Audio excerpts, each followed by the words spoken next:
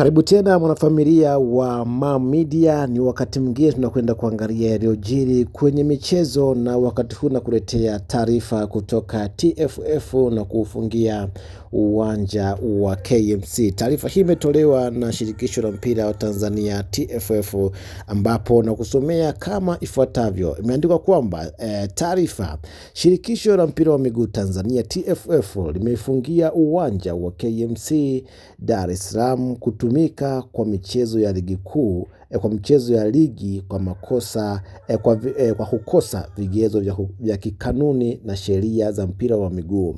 Miundombinu ya uwanja huo haikizi matakwa ya kanuni kama ilivyoainishwa kwenye masharti ya kanuni za leseni za klabu. Kufuatia uamuzi huo, timu zinazotumia uwanja huo kwa michezo ya nyumbani zitalazimika kutumia uwanja mwingine kama kanuni inavyoeleza mpaka uwanja huo utakapofunguliwa baada ya kufanyiwa marekebisho na kukaguliwa na TFF.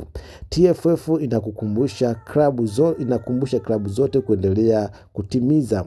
kuendelea kutunza na kuboresha miundombinu ya viwanja. Bwana, hii ni taarifa kutoka TFF kuhusiana na uwanja wa KMC Complex kufungiwa. Bila shaka Young Africans wanapaswa kwenda kutafuta uwanja mwingine, aidha ni Benjamin Mkapa au waelekee kule Azam Complex, aidha waende kule waliko wenzao Young Africans kule Mbweni ambako ni uwanja wa Jenerali Isamuyo.